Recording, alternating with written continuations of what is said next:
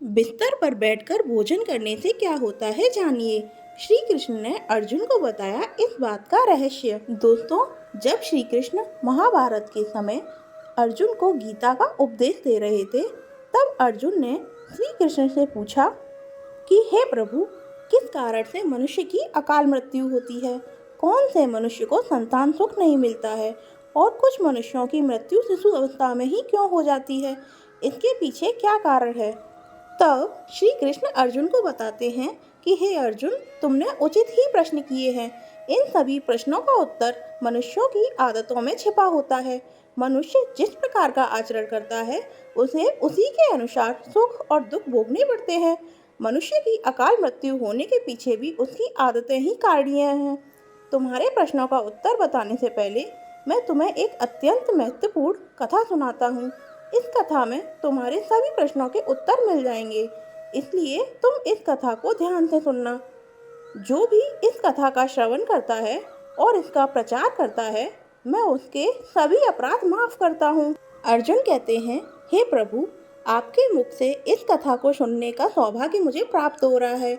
मैं इसे ध्यान से पूरा अवश्य सुनूंगा। फिर श्री कृष्ण अर्जुन को वह कथा सुनाने लगते हैं। पूर्व काल की बात है। मगध देश में हेमकुंडल नाम के एक प्रसिद्ध सम्राट हुआ करते थे। उनके राज्य के अंदर अनेक नगर, वन, पर्वत तथा सरोवर थे। महाराज हेमकुंडल अत्यंत गुणवान, बुद्धिमान तथा कुशल सम्राट थे। उनके राज्य में प्रजा अत्यंत संतुष्ट थी। प्रजा को किसी चीज की कोई कमी नहीं रहती थी। महाराज स्वयं ही अपनी प्रजा का ध्यान रखते थे। उनके राज्य में चोरों, लुटेरों का कोई भय नहीं था। महाराजा बड़े धर्मात्मा थे। उन्होंने अनेकों बार यज्ञ किए, दान धर्म किए तथा अनेक ब्राह्मणों और मुनियों को दान दक्षिणा दी। उन्होंने अनेक पोखरे खुदवाए, वाटिकाएं बनवाई, वृक्षों का रोपण किया। इस प्रकार के अनेक पुण्य के काम महाराज ने किए। महाराज की पत्नी का नाम सुवर्णा था। रानी सुवर्णा अत्यंत सुंदर, गुणवान, रूपवान तथा चरित्रवान स्त्री थी। वह भी नित्य धर्म कर्म तथा दान धर्म किया करती थी। किंतु इतना सब कुछ होने के बावजूद भी महाराज को कोई संतान नहीं हो रही थी, जिससे महाराज अत्यंत दुखी थे। महाराज का दुख देखकर भी प्रजा भी अत्यंत दुखी थी। फिर एक दिन महाराज अपने राजमहल में बैठकर इस प्रकार से सोचने लगे, किस पाप के कारण मुझे पुत्रहीन रहना पड़ रहा है? मैंने ऐसा कौन सा पाप किया है जो मुझे इतना बड़ा दंड मिल रहा है? अब मेरी इस समस्या का हल केवल मुनि वशिष्ठ जी ही कर सकते हैं। इसलिए मैं उनके पास जाकर इस समस्या के लिए उपाय मांगता हूँ। फिर महाराज अपने रथ में बैठकर मुनि वशिष्ठ जी के आश्रम पर जाते हैं। वहाँ पर मुनि वशिष्ठ जी ने उनका स्वागत किया और उन्हें बैठने के लिए आसन देकर पूछने लगे, हे राजन, आज किस कारण से आपका मेरे आश्रम पर आना हुआ? महाराज मुनि से कहने लगे, हे मुनिवर, ऐसी बात नहीं है। आज मैं आपके पास एक शंका लेकर आया हूँ। मैं अत्यंत दुखी हूँ। केवल आप ही मेरी इस शंका का समाधान कर सकते हैं। मुनि वशिष्ठ कहने लगे, हे राजन, भला आपको किस प्रकार का कष्ट? आप तो इतने बड़े राज्य के सम्राट हैं। आपके मन में जो भी शंका हो, आप निसंकोच होकर पूछिए। मैं अवश्य आपकी सहायता करूंगा। फिर महाराज हेमकुंडल कहने लगे, हे मुनिवर, मेरी कोई संतान नहीं है। किस पाप के कारण मुझे संतानहीन रहना पड़ रहा है? संतान के बिना मेरा उद्धार कैसे होगा? मेरे राज्य का उत्तराधिकारी कौन बनेगा? कृपया आप मुझे बताने की कृपा करें।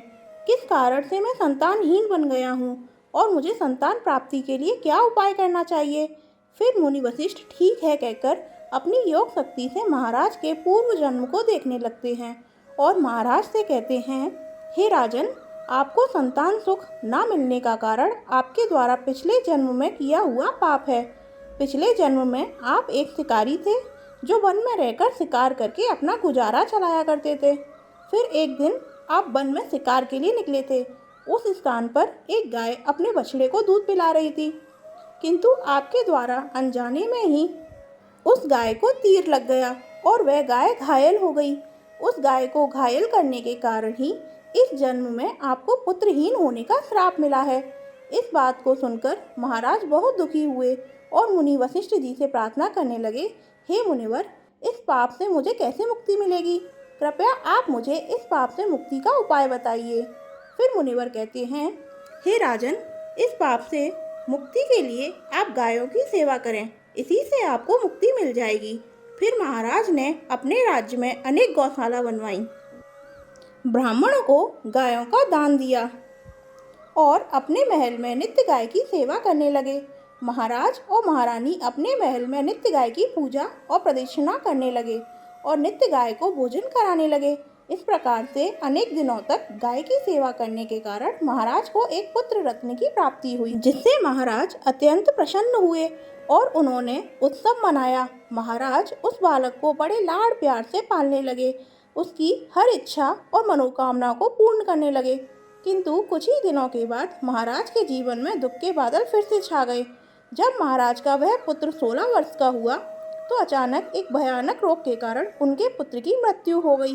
पुत्र की मृत्यु से महाराज शोक में डूब गए और सब कुछ छोड़कर वन में महाराज वशिष्ठ जी के आश्रम पर पहुंच गए। वहां पर जाने के बाद मुनि ने महाराज से पूछा, हे राजन, किस कारण से आप शोक में डूब गए हैं? वशिष्ठ जी ने अपनी दिव्य दृष्टि से सब कुछ देख लिया और महाराज को उनके पुत्र की अल्पायु में मृत्यु होने के कारण बताने लगे। हे राजन, आपको पुण्य के कारण पुत्र की प्राप्ति तो अवश्य हुई है, किंतु आपके पुत्र के दुर्व्यवहार के कारण ही उसे अल्पायु में मृत्यु का सामना करना पड़ा है। आपके पुत्र ने सदैव ही बिना स्नान किए बिस्तर पर बैठकर भोजन किया है। जो मनुष्य बिना स्नान किए भोजन करता है उसकी आयु क्षीण हो जाती है।